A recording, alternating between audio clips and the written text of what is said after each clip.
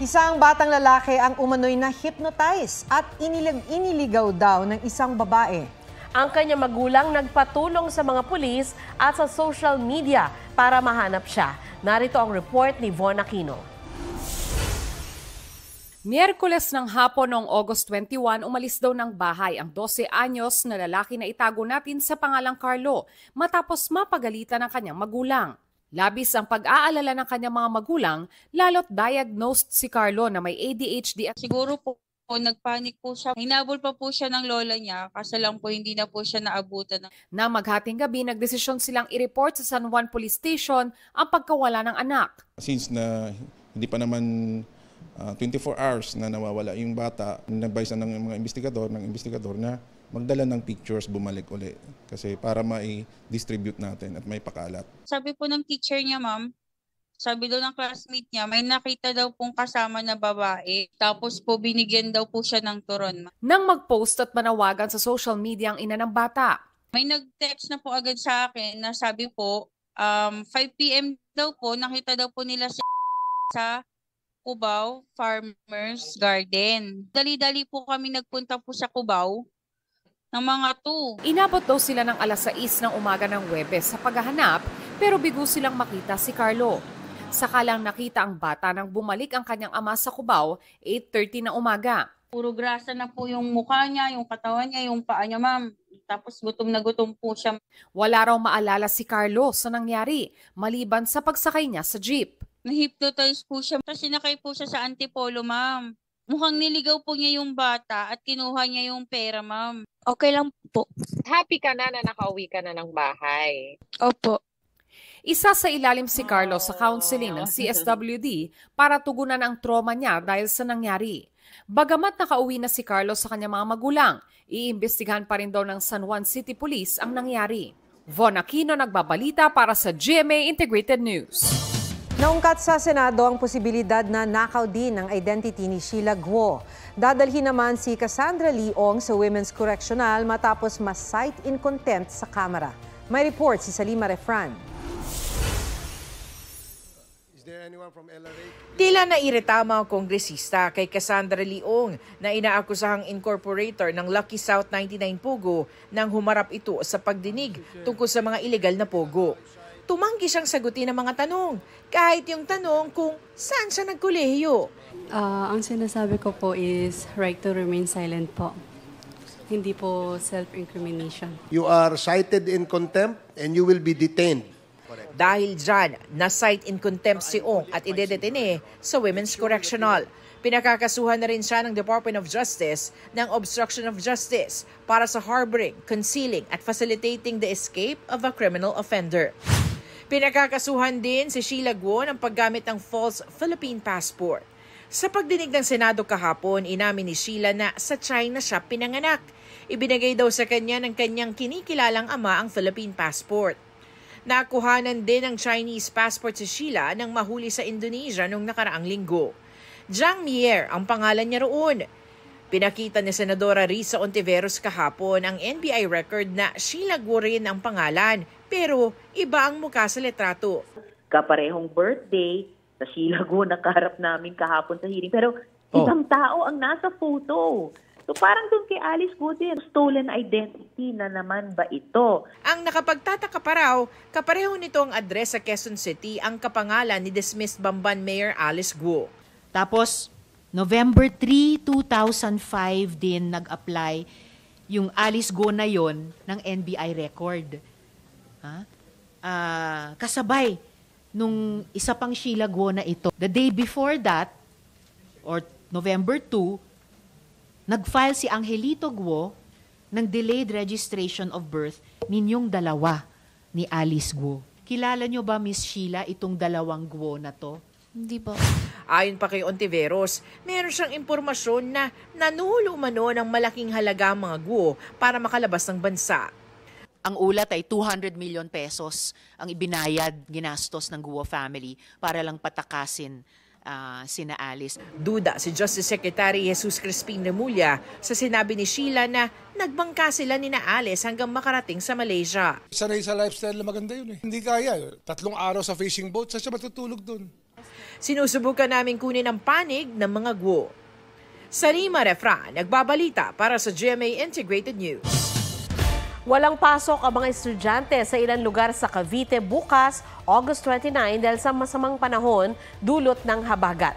Kanselado ang klase sa lahat ng antas sa mga pampubliko at pribadong paaralan sa Imus City, Dasmariñas City at San Noveleta.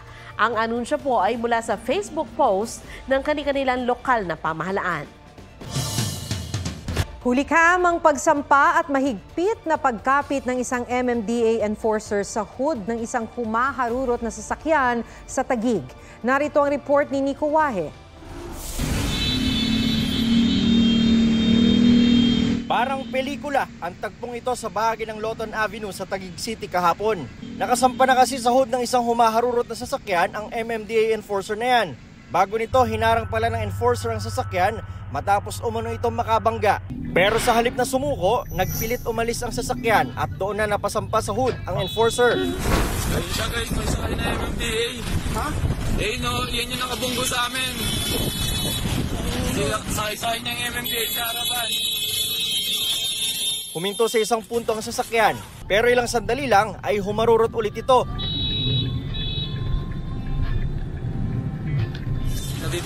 Ayon sa MMDA, nakatakas ang driver. Nai-report na ito ng sangkot na enforcer sa tanggapan ng MMDA kanina umaga. Nakuha naman daw ang plate number ng sasakyan.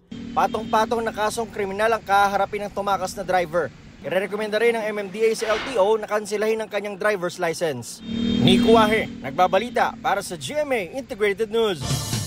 Naglabas ang Davao RTC ng supplemental and clarificatory order tungkol sa inisyo nilang temporary protection order na hiniling ng Kingdom of Jesus Christ. Nilinaw ng korte na hindi sinasalungat o kinakansela ng TPO ang arrest warrant laban kay Pastor Apollo Kibuloy.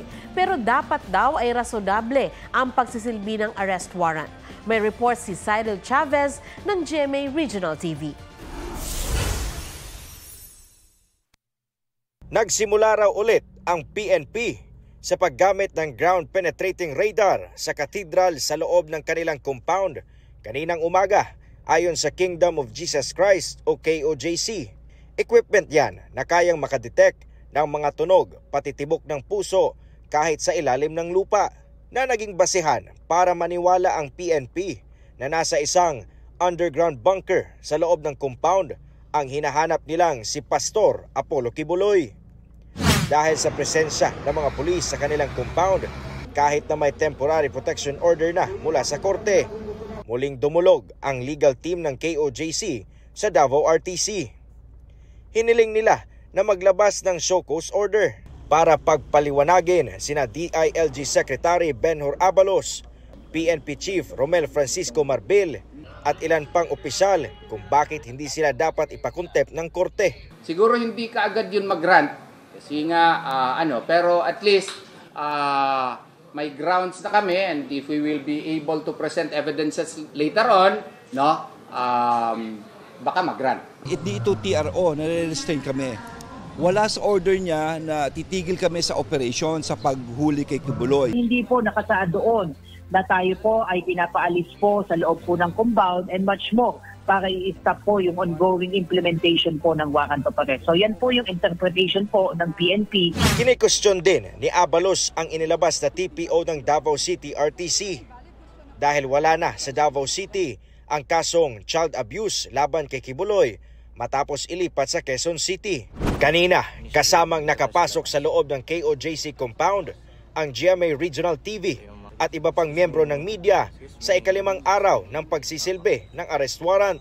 Pasok na tayo. Tumambad ang mga tolda kung saan naroon ang KOJC members. May ilang pulis na nagbabantay sa gilid ng katedral. Nadaanan din ng media ang Jose Maria College Building kung saan sinasabing may narinig na tila paghuhukay. Pero hinarang ng ilang KOJC members ang taga-media at pulis. Pinasinungalingan naman ng pulisya ang balitang binigyan lang ng PNP ng 2 oras ang KOJC para isuko si Kibuloy bago umano nila pasabugin ang katedral. Cyril Chavez ng GMA Regional TV, nagbabalita Para sa GMA Integrated News.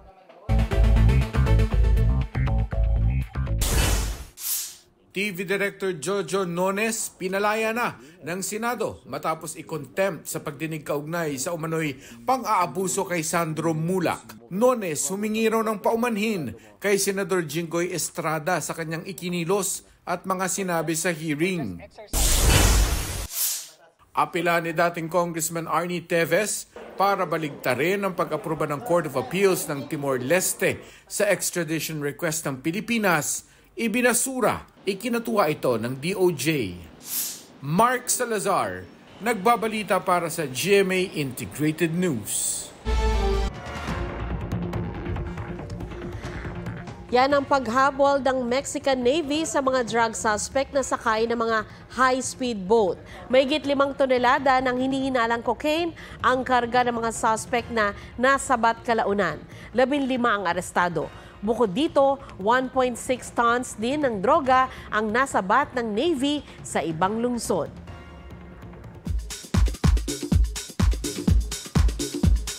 On Spotlight, ang viral video ni Kailin Alcantara kasama si Kobe Paras. Usap-usapan ang pagiging sweet at comfortable nila sa isa't isa sa isang private event. Ayon kay Kailin, karapatan niyang huwag sagutin ang mga tanong tungkol sa video. Feel like it's my right to not answer or to answer questions or to deny nor confirm anything. Huwag magpahuli sa mga balitang dapat ninyong malaman. Mag-subscribe sa GMA Integrated News sa YouTube. Sa mga kapuso abroad, subaybayan nyo kami sa GMA Pinoy TV at sa www.gmanews.tv.